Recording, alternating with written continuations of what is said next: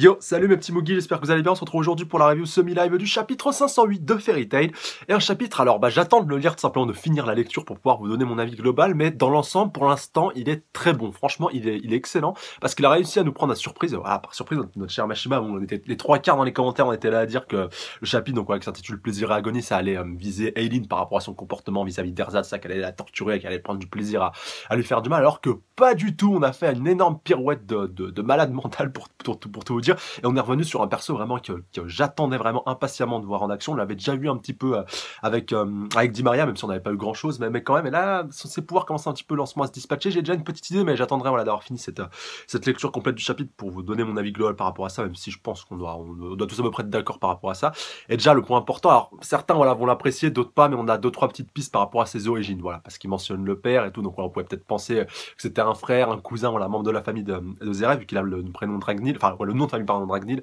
Et donc visiblement ce serait plutôt une création de Zeref. Alors après c'est peut-être comme Natsu, une personne qui l'a recréé à partir, enfin une personne vivante qui est décédée, mais qui a été recréée par Zeref. Voilà, de facto, ce serait un petit peu son père, comme avec Natsu, qui est à la fois son frère et son père. Pour Arcade, ce serait bien, ou alors c'est une création totale, voilà, de la part de Zeref. Et puis après, on peut aussi se poser la question, lequel a été créé en premier? Est-ce que Arcade a été le premier sujet d'expérience de Zeref avec l'Etherion? Parce que oui, voilà, on va y venir immanquablement. Je pense que voilà, c'est ça, son pouvoir tourne forcément autour de tout ça.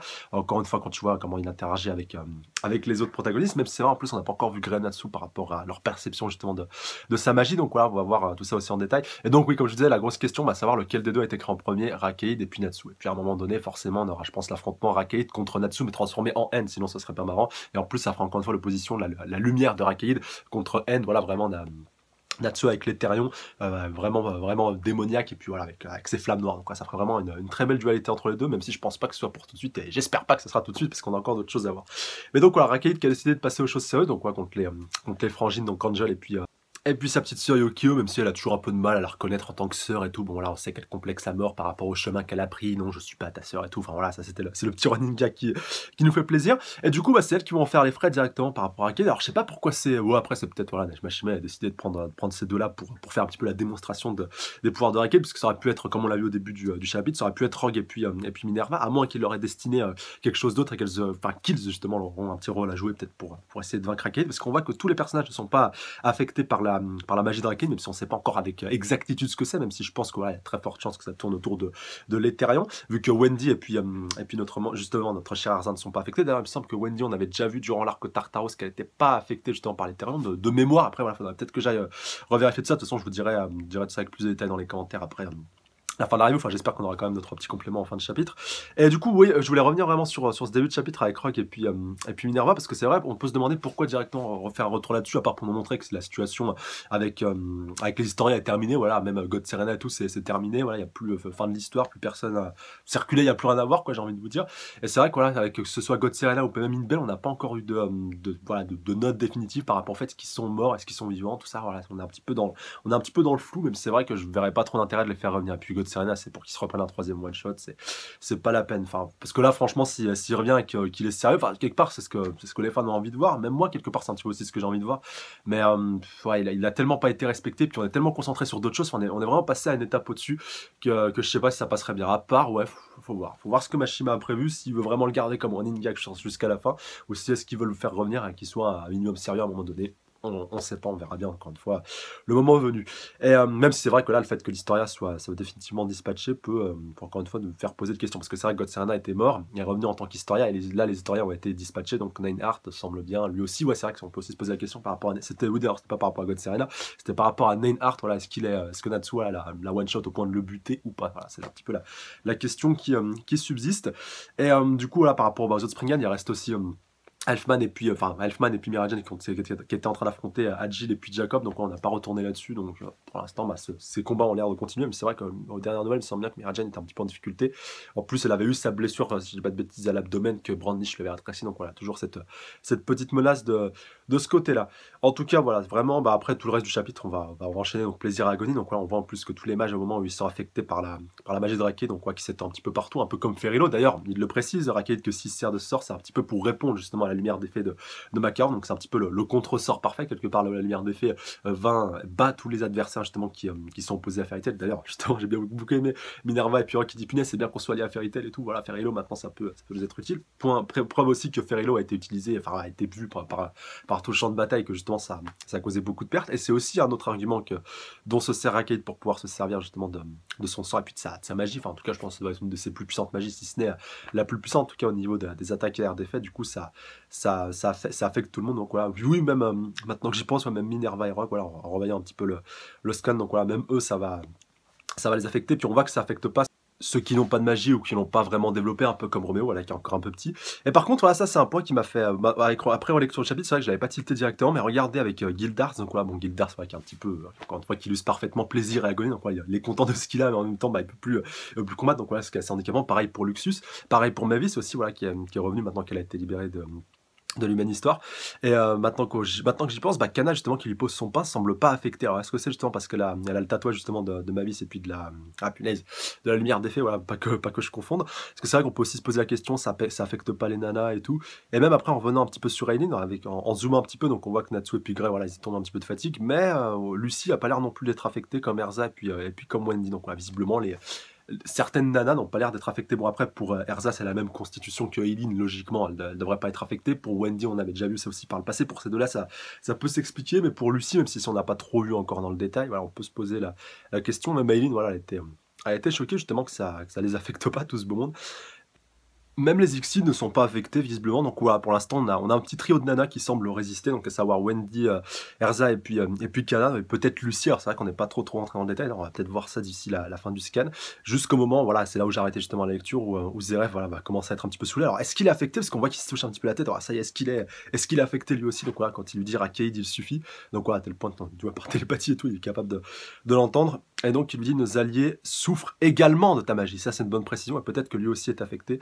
Et donc, comme il le précise, il excuse. Donc, voilà, c'est pas comme Fairy Law, voilà, la loi d'effet qui, elle, cible vraiment tous les ennemis. Donc, on voit que ça fait quand même beaucoup de dégâts. Et donc, alors ça aussi, une bonne précision. On voit que Yukino, elle, n'est pas affectée, mais Sorano Angel, elle est affectée. D'ailleurs, et puis, ouais, voilà, pour les autres Exis, donc, que ce soit Frosh et puis Lecteur non plus, voilà, bien entendu, sont pas affectés. Donc, voilà, c'était quoi ça? Pourquoi il y a que ma sœur qui était affectée? Donc, voilà, une autre précision. Allez, accroche-toi. Ma magie apporte le plaisir, comme le précise Arcade. Impossible pour ceux qui ont déjà goûté au plaisir d'échapper à ma magie. Je me demande si vous savez ce qu'il arrive à ceux qui reçoivent du plaisir encore et encore. Ouverture, porte des poissons jumeaux. Ah oui, c'est vrai, peut-être que les constellationnistes ne sont pas affectés, comme on avait vu avec Lucy. Donc ouais, on voit donc Sorano qui essaie d'ouvrir Sorano, puis à chaque fois je confonds, Yukino, donc qui essaie d'ouvrir sa porte de constellationniste pour invoquer ses poissons jumeaux. Mais malheureusement, elle se fait repousser par Arcade. Donc il continue sa petite citation en disant que voilà, tous ceux qui reçoivent du plaisir encore et encore, donc quoi, qu'ils en meurent, donc à un moment donné que sa magie est fatale pour ceux qui en sont victimes. Savoir et ignorance sont comme l'ombre et la lumière, que te soit accordé l'un l'autre. Non, il va la buter. On la voit qui se fait pourfendre vraiment de tous les côtés. Pour l'instant, elle se fait juste bloquer, paralyser. Pareil pour Lecteur, donc qu'est-ce qui se passe? Ça fait mal? Non, ça fait trop du bien. Fro tout seul, donc ça y est, ils sont enfin infectés, même s'ils ne semblaient pas au premier abord, il fallait qu'il y ait contact visiblement. Lecteur, Frosh, reprenez vos esprits. Donc voilà, et tu vois encore Yukino qui souffre, elle se fait relâcher. Et donc, alors attendez, qu'est-ce que... alors, il me semble qu'il y a une sorte de rupture, quelqu'un qui a peut-être coupé ces sortes de liens. Ombre, lumière, donner du plaisir. Il me semble que ça a l'air d'être une nana au vu de sa posture. Et c'est Kagura, j'y ai pensé. Alors, j'ai du mal à comprendre comment tu peux être un compagnon du mage noir, Dame Kagura. Kagura, la mermaid incarnée en un éclair, sa lame apporte la lumière aux ténèbres. Je ne suis pas son compagnon, Zeref est mon père. Voilà, là au moins c'est clair, net et précis, c'est précisé. Et du coup, voilà un combat, alors là pour le moins inattendu, Kagura contre Arcade. Voilà. Ça va être pas mal, ça va être du bon combat. Et alors je sais pas ce qu'il y a au niveau des cerberus, au niveau de ceux qui combattent avec des sabres, mais que ce soit Erzak, que ce soit Kagura, pas affecté. Il faut qu'on ait des explications par rapport à ce point-là. Alors après, peut-être par rapport au plaisir. C'est vrai que quand tu regardes par rapport à l'histoire, Erza, elle a toujours beaucoup souffert et tout, même si elle a connu un petit peu de plaisir, immanquablement, tu vois, que ce soit avec Jelal, que ce soit à la guilde et tout. Mais quand tu regardes un petit peu son passé, c'est vrai que c'était pas tout joli, c'était pas tout beau tout rose, comme ça pouvait être le cas pour 3/4 des autres persos qu'on a vu. Mais à ce compte, voilà, même bah, si tu prends je peux prendre juste l'exemple inverse, c'est juste derrière avec Yukino et puis Sorano. Donc voilà, Sorano qui elle a plus eu une vie difficile et puis Yukino qui elle a plus eu. Ouais, non, Yukino, remarque, ça dépend que ce soit avec Sabertooth, c'est vrai que ça a été assez hoche au début, mais bon, regarde là, elle est épanouie au niveau de sa guilde. Donc ouais, c'est vrai que c'est assez complexe cette magie-là de savoir contre qui ça marche et contre qui ça marche pas. C'est vrai que c'est assez perturbant, à moins que ce soit parce que ce soit une constellationniste, voilà, vu que Lucie non plus, ça semble pas avoir marché, en tout cas de ce qu'on a vu, qu'elle était encore debout, elle était pas à plat ventre et tout, et puis on l'a pas vu se plaindre outre mesure. Donc ouais, c'est assez mystérieux. Et à part, voilà, il y a vraiment un point qu'on peut détacher du moins de ce qu'on a vu, ça semble affecter que les mecs et certaines nanas. Mais voilà, parmi la majeure partie qui sont pas affectés, bah, on a que des nanas, voilà. Et puis des Ixides, mais bon, entre guillemets, ça compte pas vraiment. Même s'ils se sont fait affecter, comme on l'a vu un petit peu après, quand ils se font prendre par les liens. D'ailleurs, ouais, ils sont toujours affectés, Frosh et Lecteur sur la page finale. Donc ouais, beaucoup de questions. Bah, hâte de voir justement la suite, voilà, ce combat Kagura versus Raikkonen, donc au chapitre 509, dont c'est le titre, ça va vraiment être intéressant de voir tout ça. Mais oui, de toute façon, ouais, par rapport au pouvoir de Raikkonen, il y a 9 chances sur 10, même s'il me semble que ça avait été un petit peu précisé quand ils s'en étaient servis contre Kagura, que ça tourne un petit peu autour de l'Eternano, de l'Eterion, enfin tout ce qui tourne autour de tout ça. Et que du coup, bah, moi, ce qui serait vraiment intéressant, c'est de voir si Natsu et puis Grey sera affecté. Bon, c'est un peu con, on peut pas le voir là, en l'occurrence, vu qu'ils étaient déjà tombés KO, voilà, après leur double contact, ouais, ils étaient vraiment au bout de leur force. Et c'est con qu'on n'ait pas vu Natsu en end à ce moment-là pour voir s'il était affecté, ou voir même si ça allait peut-être décupler sa puissance, vu que l'Eternano, voilà, fait réagir un petit peu faire réagir tout simplement le N qui est en lui, si on peut le qualifier comme ça, fait ressortir un peu plus N. Donc ouais, ça aurait pu être un petit peu, enfin, ça aurait pu être intéressant de voir ça. Après, voilà, je pense que c'est que partie remise, mais par contre, Kagura, ça va être assez hoche. Après, est-ce qu'on va avoir d'autres morts hors membre de Fairy Tail? C'est vrai que Mashiba avait pas précisé par rapport à ça, il avait dit dans Fairy Tail, il y aurait un mort, visiblement, ça va être Makarov. Alors, peut-être qu'il y en aura d'autres, pourquoi pas, ça pourrait être intéressant. Mais ouais, en tout cas, ça pose beaucoup de questions. Et oui, dernier point, je voulais revenir un petit peu là-dessus aussi par rapport à ceux qui sont affectés. Bah, je voulais vraiment revenir là-dessus pour un petit peu trier tout le monde sur le volet. Par rapport à Kana. Kana, je peux comprendre qu'elle n'ait pas été affectée, voilà, parce qu'elle elle a la magie justement, elle a la magie des fées, mais pourquoi Luxus, bon là on va dire c'est un mec, on peut comprendre, d'accord, il s'est affecté, mais pourquoi Mavis aussi? Alors que Mavis, elle aussi possède, bah voilà, possède toutes les grandes magies de Fairy Tail. Après, la grosse question, ça aurait pu être de savoir est-ce que Makarov aurait été affecté ou pas, mais en l'occurrence, là on le saura pas. Mais point intéressant, c'est que voilà, Rakai ne peut pas le faire un petit peu comme il le veut, selon sa volonté, vu que ça affecte tout le monde, et visiblement, quand Zeref lui a dit ça suffit, ça l'a affecté aussi. Enfin, là, tu vois, qu'il se touchait la tête, tout, il était pas en mode arrête, Rakai, c'est bon, ça suffit, pas ça, tu vois, qui était vraiment un petit peu en PLS. Et juste pour un mec que ça a pas affecté, mais ça, par contre, c'est pas surprenant, mais il y en a quand même un, bah, c'est Auguste. Auguste, il a pas du tout été affecté. Ça, franchement, c'est la seule exception qu'on a vue dans le chapitre en niveau masculin. Mais bon, comme il est le roi de la magie, puis qu'en plus il a des pouvoirs lui aussi un petit peu spéciaux, on sait pas encore trop autour de quoi ça tourne par rapport à sa transformation physique. J'entends par là qu'il est le corps qui est un petit peu tout noir et tout. Mais bon, vu qu'il est le roi de la magie, qu'il doit avoir voilà, pêle-mêle de magie différentes, ça peut être aussi logique et ça pourrait expliquer un petit peu tout ça qu'il est développé. Puis en plus, voilà, c'est son compagnon, donc qu'il ait développé une forme de magie qui l'immunise justement à ce pouvoir-là. Donc voilà, ça pour Auguste, on va dire, on peut comprendre. Mais par contre, bah, ça va mettre encore plus en PLS la crime sorcière, j'ai envie de vous dire, face à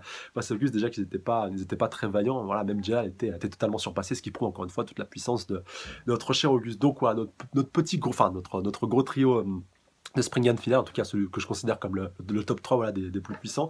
On ne sait pas encore comment ça va se goupiller, même si on peut avoir un début, voilà, un début d'histoire, peut-être un début de solution, pardon, peut-être pour Wendy, et puis voilà, Wendy Erza contre Aileen, faudrait voir, ça pourrait être intéressant, peut-être que ça suffira ou pas, même si voilà, certains vont venir encore dire, et je peux comprendre. Et même moi, quelque part, je partage un petit peu ce point de vue, faut que j'arrête de jouer avec Xenoverse, ce point de vue par rapport à Erza, par rapport au fait, voilà, qu'elle galérait contre des berserkers, elle a pas arrêté d'enchaîner les combats, et puis là, elle est prête à repartir au combat contre Aileen. C'est vrai que si là elle arrive à battre Aileen toute seule, voilà, à moins de sortir un nouveau power-up, à la limite ça pourrait passer, mais là dans l'état actuel des choses, à part si elle se fait requinquer boostée par Wendy, peut-être que ça a déjà eu lieu, on l'a pas vu, voilà, avec entre temps et puis son retour, faudrait voir ça dans le détail, ou à moins que Poliusica se pointe et puis hop, un petit coup, je te requinque, je te rebooste.